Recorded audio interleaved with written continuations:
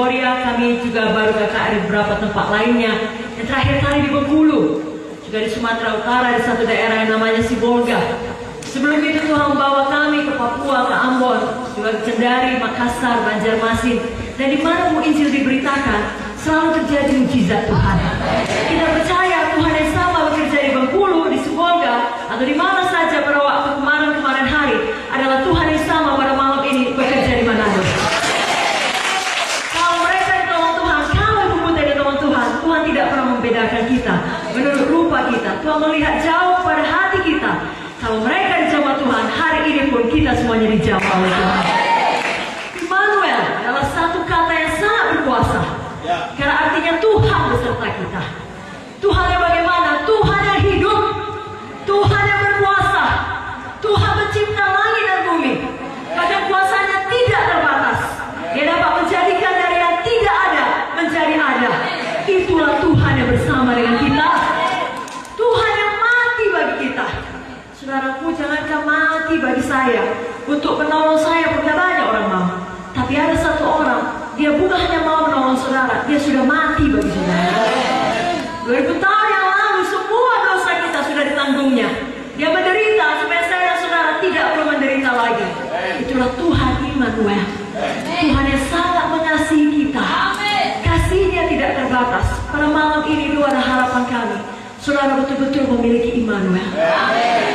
Memiliki Tuhan dengan kuasa yang tidak terbatas, dengan kasih yang tidak terbatas di dalam hidup saudara tiap-tiap hari. Sehingga apapun yang terjadi dalam hidup kita, karena hidup ini tidak selamanya semuanya baik. Walaupun kita sudah menjadi anak Tuhan, bahkan pelayan Tuhan, persoalan masih bisa datang, penyakit masih bisa menyerang, hal-hal yang buruk yang tidak dapat kita mengerti masih dapat terjadi bagi kita.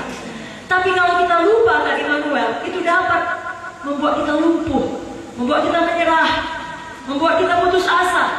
Namun bila malam ini perkataan Immanuel hidup di dalam hati kita, maka apapun yang terjadi, badai kehidupan apapun yang terjadi, saudara tahu Tuhan saudara jauh lebih besar daripada kita.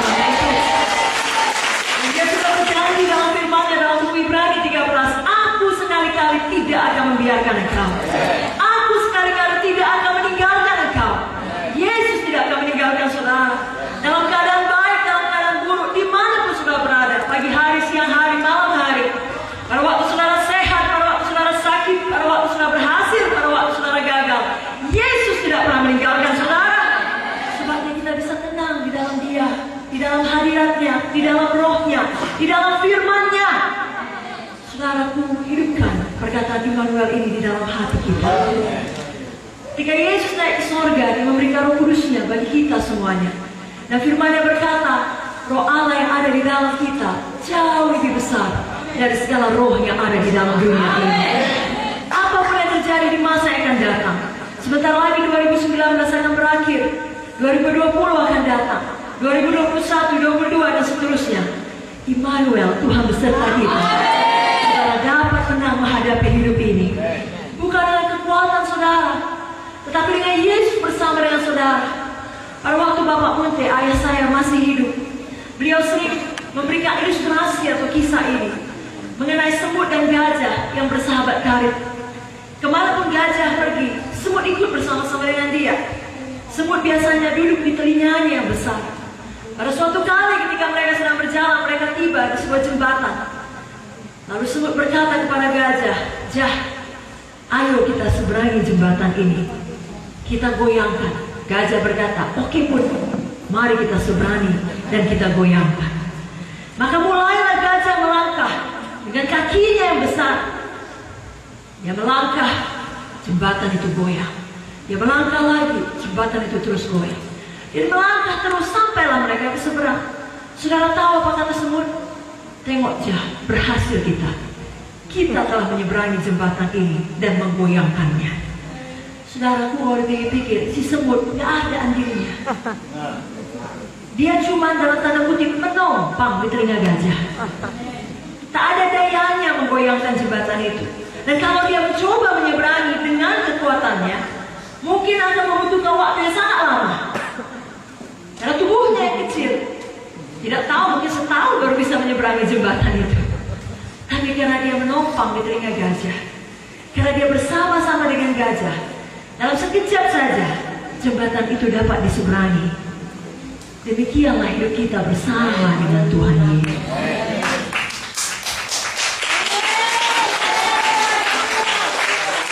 Ada jembatan-jembatan yang harus kita seberangi. Persoalan-persoalan yang harus kita hadapi. Penyakit-penyakit yang harus kita perangi. Kesedihan-kesedihan yang harus kita kalahkan. Dengan kekuatan sendiri seperti semut akan membutuhkan waktu yang lama, maka mungkin tidak berhasil. Tapi bila bersama Allah Immanuel, saudaraku, kita akan menang menghadapinya. Sebabnya malam ini, pastikan saudara betul-betul kenal Tuhan Yesus. Tidak kenal-kenal presiden seperti kata Ibu Munti, tetapi betul-betul memiliki hubungan pribadi dengan Tuhan. Tadi kita sudah belajar dari firman Ibu Munti, bahwasanya dari Yohanes 1 ayat 1, Allah dan firman-Nya adalah satu. Pada mulanya adalah firman. Firman itu bersama-sama dengan Allah, dan firman itu adalah Allah. Jadi kalau Allah Immanuel bersama dengan kita, itu berarti kita juga harus memiliki firman di dalam hati kita.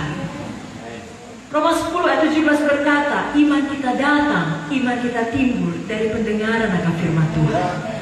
Sebabnya anak-anak Tuhan, mari kita suka mendengarkan firman, belajar firman, memastikan ada firman Tuhan, juga Immanuel di dalam hidup kita. Maka iman kita yang timbul, yang tumbuh dari firman Tuhan tersebut akan menarik kuasa Tuhan yang tidak terbatas. Kuasa Tuhan yang tidak terbatas dan kasih Tuhan yang tidak terbatas untuk menolong kehidupan kita. Oh, setan akan suka supaya kita jangan lagi mengingat firman, apalagi mengucapkan firman. Kalau boleh kita hanya mengingat firman dan mengucapkan firman sekali setahun, hari Natal. Maksimal 2 kali setahun, Natal dan Paskah. Kenapa? Karena setan tahu firman Tuhan sangat berkuasa. Sebagaimana Tuhan Yesus sangat berkuasa, firman-Nya juga sangat berkuasa. Karena tidak ada yang mustahil kepada kita yang percaya kepada firman-Nya. Sebabnya malam ini, setelah saudara mendengarkan firman Tuhan dari Pendeta Victoria, izinkan iman saudara tumbuh. Lalu saudara betul-betul ucapkan terus-menerus firman Tuhan. Ucapkan iman saudara, tindakan iman saudara, dan jangan menyerah apapun kata setan. Setan akan mencoba menipu saudara, berkata, kau bilang kau sembuh, lihatlah masih terasa sakit kan? Kau bilang kau diberkati, lihatlah belum juga dapat pekerjaan, kau masih berhutang. Kau bilang ini dan itu bisa dipulihkan, lihat masalahmu masih di situ. Sudah, berhenti saja berdoa, berhenti saja baca firman, berhenti beribadah hari Minggu, berhenti mengucapkan perkataan benar. Seperti mantra-mantra kau buat tidak juga berhasil. Jangan dengarkan tipu dari setan. Hidup dan mati dikuasai oleh lidah kita. Amsal 18 ayat 21 mengatakannya, siapa suka menggemakannya akan memakan buahnya. Gemakan, ucapkan, deklarasikan firman Tuhan. Firman Tuhan adalah Tuhan sendiri. Pada waktu saudara mengucapkan dengan iman, Allah Immanuel ada untuk membackup ucapan saudara. Dia tidak berlambat-lambat menggenapi janjinya. Di dalam buku Markus 11 ayat 12 sampai 14 dikisahkan suatu hari pada waktu itu Yesus masih hidup di dunia ini, dan dia berjalan bersama dengan murid-muridnya. Ketika dia melewati satu tempat, dia melihat di situ ada pohon ara. Lalu Yesus mengamati pohon ara itu, kalau dia bisa mendapatkan buahnya. Tapi rupanya gak ada buahnya, karena memang belum musim buah ara. Lalu apa kata Tuhan? Apa firman Tuhan? Apa ucapan Tuhan? Tuhan berkata, jangan ada orang makan buahmu sampai selama-lamanya. Dan murid-muridnya pun mendengarnya. Tapi kalau saudara baca baik-baik Markus 11, apakah yang terjadi? Kelihatannya, perhatikan baik-baik, kelihatannya tidak terjadi apa-apa. Setelah Tuhan mengucapkan hal itu, pohonnya masih tegak berdiri, masih hijau, masih tumbuh subur. Kelihatannya firman Yesus, ucapan Yesus sia-sia. Tetapi ucapan firman tidak pernah sia-sia. Firman dan Tuhan adalah satu, sama-sama berkuasa. Saudara baca terus dalam Markus 11 sampai pada ayat yang ke-20, keesokan harinya. Jadi ada proses waktu di tengah-tengahnya. Tuhan Yesus berjalan lagi dengan murid-muridnya ke tempat yang sama. Dan kali ini apakah kata muridnya? Guru, lihat, pohon yang kau kutuk itu sudah kering sampai ke akar-akarnya. Demikian juga saya dan saudara, prinsip yang sama masih berlaku. Kalau pada malam ini saudara dengan iman mengucapkan firman Tuhan, sesuatu pasti sudah terjadi. Amin. Mata badani mungkin tidak bisa melihatnya langsung, orang-orang pun tidak bisa melihatnya. Sama seperti itu ketika Tuhan Yesus berkata, jangan ada orang makan buahmu sampai selama-lamanya. Kelihatannya tidak terjadi apa-apa, tapi siapa tahu jauh di dalam tanah akar-akarnya mulai mengering. Membutuhkan 24 jam kemudian baru nampak sampai ke atas. Saudara juga demikian. Ada kalanya mujizat saudara terjadi dengan instan. Saudara berdoa langsung dijawab, puji Tuhan untuk itu. Sama seperti perempuan yang sakit 12 tahun, sudah menderita 12 tahun bukan waktu yang singkat. Dia bukan tidak berusaha, dia berusaha berobat ke tabib, tapi Alkitab mengatakan tidak ada gunanya. Keadaannya makin buruk, justru uangnya habis, hartanya ludes. Tetapi kemudian dia mendengar berita tentang Yesus. Artinya dia mendengar firman Tuhan. Dan firman Tuhan adalah Tuhan sendiri. Imannya tumbuh, ucapannya berubah. Dia mulai berkata, asal ku jamah cuma Yesus, aku akan sembuh. Lalu dia bertindak. Apakah dia sudah sembuh? Belum. Dia masih sakit, dia masih lemah. Tapi dia menindakkan imannya. Dia pergi mencari Yesus. Dia bukan tinggal di rumah dan berkata, oh Yesus Maha Tahu. Kalau dia mau menyembuhkan aku, dia singgah ke rumah. Tidak, dia bertindak. Kita pun perlu demikian. Pada waktu kita bertindak, Allah Immanuel juga bertindak. Lalu waktu dia jamah coba Yesus, Alkitab mengatakan dalam Markus 5, seketika itu juga berhentilah pendarahannya. Tetapi di dalam kisah Tuhan Yesus tadi, 24 jam kemudian, keesokan harinya, barulah pohon ara itu mati. Saya dan saudara tidak bisa menentukan kapan waktu terbaik untuk mujizat kita. Yang perlu bagian kita adalah tetap beriman.